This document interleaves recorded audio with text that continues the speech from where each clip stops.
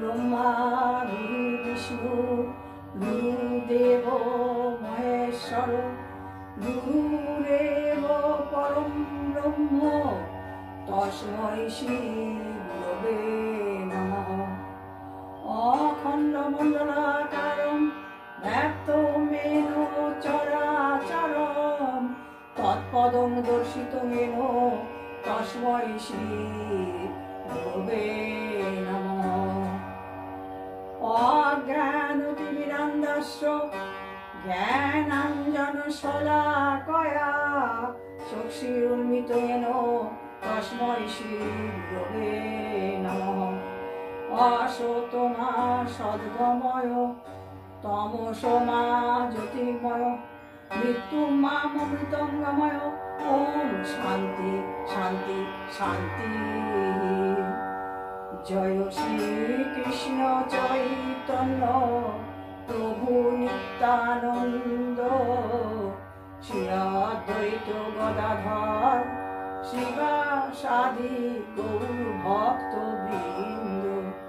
জয় শ্রীকৃষ্ণ চৈতন্য প্রভু নিত্যানন্দ শ্রী অদ্বৈত গদাধর শিবাসাদি গৌর ভক্তবৃন্দ। জয় শ্রীকৃষ্ণ চৈতন্য প্রভু নিত্যানন্দ শ্রী অদ্বৈত গদাধর শিবাসাদি গৌর ভক্তবৃন্দ। হরে কৃষ্ণ কৃষ্ণ কৃষ্ণ হরে হরে হরে রাম রাম রাম হরে হরে হরে কৃষ্ণ কৃষ্ণ কৃষ্ণ হরে হরে।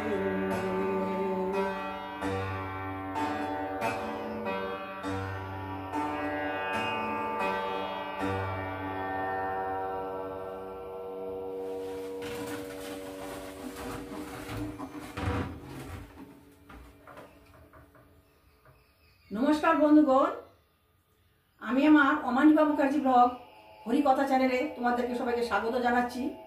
তোমাদের সকলের মঙ্গল হোক।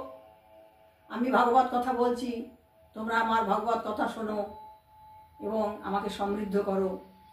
ভাগবতম শ্রবণম মঙ্গলম, ভাগবত শ্রবণ করলেই মঙ্গল হয়।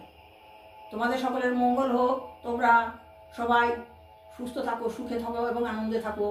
ভগবান শ্রীকৃষ্ণ তোমাদের সদাই সুরক্ষিত রাখুন এই কামনা করি। হরে কৃষ্ণ। নমস্কার বন্ধুগণ,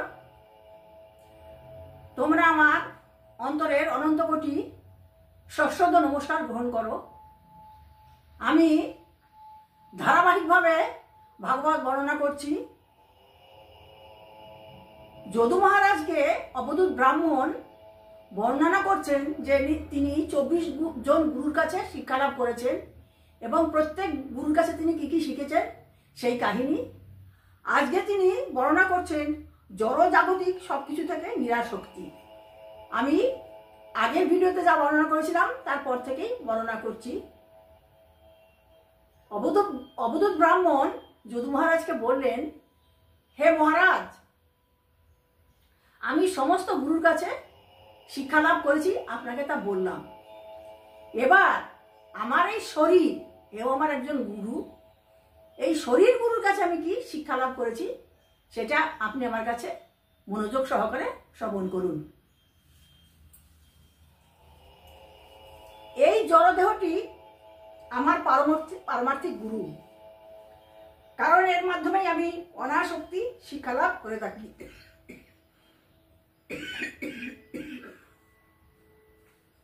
সৃষ্টি এবং বিনাশের অধীনস্থ বলেই এই দেহটি শেষ পর্যন্ত নিয়তই কষ্টভোগ করতে থাকে। বলছে এই দেহটি জড় দেহটি বিনাশ, সৃষ্টি এবং বিনাশের অধীনস্থ।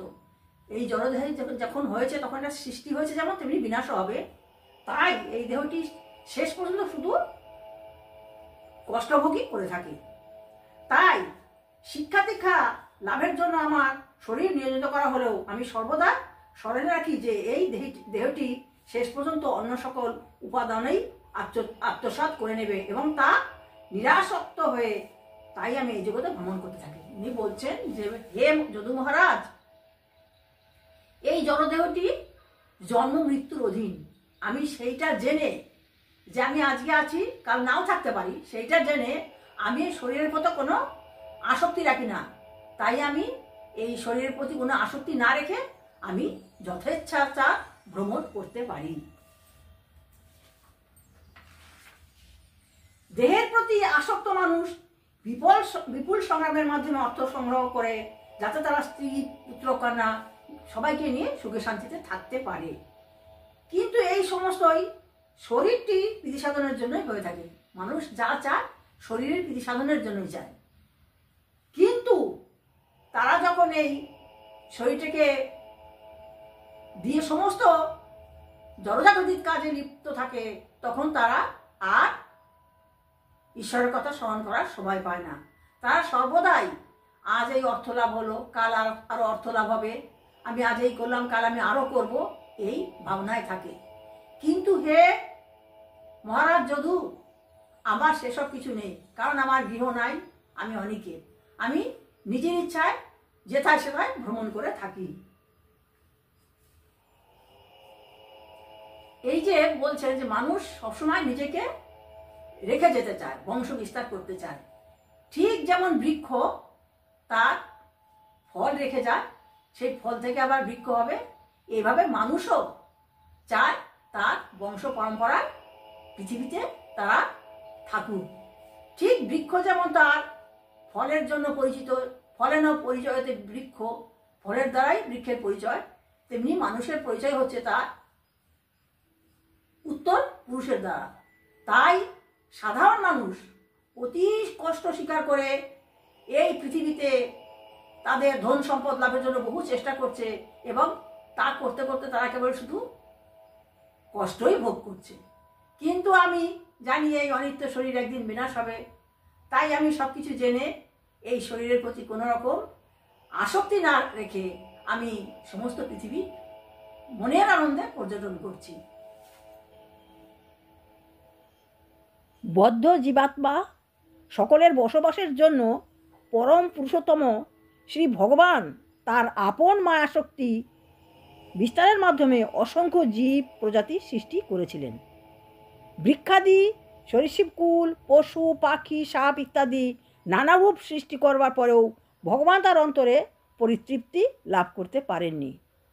তখন তিনি মানব জীবন সৃষ্টি করলেন, যার মাধ্যমে বদ্ধজীব যথার্থ বুদ্ধি অর্জনের ফলে পরম তত্ত্ব উপলব্ধি করতে পারে এবং পরিতৃপ্তি লাভ করতে পারে। বহু বহু জন্ম ও মৃত্যুর পরে কোনো জীব অতি দুর্লভ মানব রূপ লাভ করতে পারে। আর যদিও এই মানব জন্ম অস্থায়ী, তাহলেও এই মানব জন্মের মাধ্যমেই জীব তার জীবনের চরম সার্থকতা অর্জনের সুযোগ লাভ করতে থাকে। তাই যে কোনো স্থির বুদ্ধি মানুষেরই যথাশীঘ্র সম্ভব উদ্যোগী হয়ে এই অনিত্য অস্থায়ী দেহটির পতন এবং মৃত্যুর পূর্বেই জীবনের পরম সার্থকতা অর্জনের জন্য দ্রুত চেষ্টা করা উচিত। বাস্তবিকই অতি জঘন্য জীবন প্রজন্মেও ইন্দ্রিয় উপভোগের সুযোগ থাকে, কিন্তু কৃষ্ণভাবামৃতের আস্বাদন একমাত্র মানবজাতির পক্ষেই সম্ভব হয়। অবধূত ব্রাহ্মণ বললেন, হে যদু মহারাজ, আমার পারমার্থিক গুরুবর্গের কাছ থেকে শিক্ষালাভের মাধ্যমে আমি পরম পুরুষোত্তম শ্রী ভগবানের তত্ত্ব উপলব্ধির স্তরে অধিষ্ঠিত হয়েছি এবং পারমার্থিক আত্মতত্ত্বজ্ঞান উপলব্ধির পরিপ্রেক্ষিতে সম্পূর্ণভাবে নিরাসক্ত অর্জন করে নিঃসঙ্গভাবে নিরহংকার হয়ে পৃথিবীতে বিচরণ করছি। হে যদু মহারাজ, জড়দেহটিও আমার পারমার্থিক গুরু, কারণ এর মাধ্যমে আমি অনাসক্তি শিক্ষা লাভ করে থাকি। সৃষ্টি এবং বিনাশের অধীনস্থ বলেই এই দেহটি শেষ পর্যন্ত নিয়তই কষ্টভোগ করতে থাকে। তাই শিক্ষা দীক্ষা লাভের জন্য আমার শরীর নিয়োজিত করা হলেও আমি সর্বদা স্মরণে রাখি যে এই দেহটি শেষ পর্যন্ত অন্য সকল উপাদানেই আত্মসাৎ হয়ে যাবে, এবং তাই নিরাসক্ত হয়ে আমি এই জগতে ভ্রমণ করে থাকি। অবধূত ব্রাহ্মণ মূর্খ অলস শিশুর কাছ থেকেও শিক্ষা লাভ করেছিলেন, এবং একটি কুমারী মেয়ে তার থেকেও তিনি শিক্ষা লাভ করেছিলেন, সেও তার গুরু। একজন তীরন্দাজ যে তিনি তার কাছেও শিক্ষা লাভ করেছিলেন। অবধূত ব্রাহ্মণ সাপের কাছে শিক্ষা লাভ করেছেন, এবং সাধু সর্বদা একাকী ভ্রমণ করে, তার কোনো নির্দিষ্ট স্থান নাই।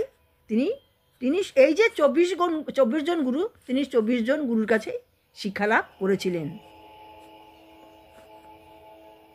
অবধূত ব্রাহ্মণ এই কাহিনী মহারাজ যদুকে বর্ণনা করছেন। এই ক্ষণভঙ্গ অস্থায়ী জড়জাগতিক শরীরটি জন্ম ও মৃত্যুর অধীন হয়ে থাকে। তা লক্ষ্য করার ফলে বুদ্ধিসম্পন্ন মানুষের এই শরীরের প্রতি আসক্ত হওয়া অনুচিত, এবং মানব জন্মের মাধ্যমে যে দুর্লভ সুযোগ পাওয়া গেছে তা জ্ঞান অনুশীলনের পথে কাজে লাগিয়ে জীবনের সর্বোচ্চ লক্ষ্য অর্জনে যথাযথভাবে উদ্যোগী হওয়া উচিত। ব্রাহ্মণ বলছেন, হে যদু মহারাজ, পরম তত্ত্ব যদিও এক এবং অদ্বিতীয়, তা সত্ত্বেও ঋষিবর্গ এই পরম তত্ত্বকে বিভিন্ন উপায়ে বর্ণনা করেছেন। সেই কারণেই কোনো একজন মাত্র গুরুর কাছ থেকে সুদৃঢ় অর্থাৎ সুসম্পন্ন জ্ঞান আহরণ করা কারো পক্ষে সম্ভব নাও হতে পারে। ভগবান শ্রীকৃষ্ণ তার প্রিয় শিষ্য উদ্ধবকে এই গুরু অবধূত ব্রাহ্মণ এবং যদুরাজের কাহিনী বর্ণনা করেছিলেন। পরমেশ্বর ভগবান বললেন এইভাবে যদুরাজকে বলার পরে জ্ঞানবান ব্রাহ্মণ সেই রাজার প্রতি প্রণতি ও বন্দনা গ্রহণ করে প্রীতিলাভ করলেন। তারপরে বিদায় জানিয়ে তিনি যেভাবে এসেছিলেন সেইভাবেই চলে গেলেন। হে উদ্ধব, অবধূতের কথাগুলি শুনে আমাদের পূর্বপুরুষদের প্রপিতামহ ঋষিতুল্য যদুরাজ সকল প্রকার আসক্তি থেকে মুক্ত হলেন, এবং তাই তার মন পারমার্থিক স্তরে যথাযথভাবে স্থিত হলো। এখানে ভগবান তার নিজ রাজবংশ অর্থাৎ যদুবংশের সুখ্যাতি ব্যক্ত করেছেন, কারণ ওই রাজবংশে বহু মহান আত্মজ্ঞান সম্পন্ন রাজারা আবির্ভূত হয়েছিলেন। যদুরাজকে দত্তাত্রেয় এক অবধূত ব্রাহ্মণ রূপে উপদেশ প্রদান করার ফলে রাজা কেবলমাত্র ভগবানের সৃষ্টি অবলোকনের মাধ্যমে নিরাসক্তির পারমার্থিক স্তরে তার চেতনা সুস্থির করতে শিখেছিলেন। ভগবান শ্রীকৃষ্ণ তার প্রিয় শিষ্য উদ্ধবকে এই যদুরাজ এবং এই অবধূত ব্রাহ্মণের কাহিনী বর্ণনা করেছেন। ইতি শ্রীমদ্ ভাগবতের একাদশ স্কন্ধের জড় জাগতিক সব কিছু থেকে নিরাসক্তি নামক ভক্তি বেদান্ত তাৎপর্য সমাপ্ত। নমস্কার বন্ধুগণ, আমি আমার ভিডিওটা এখানে শেষ করলাম। তোমরা আমার ভাগবত কথা শুনবে এবং আমাকে সমৃদ্ধ করবে।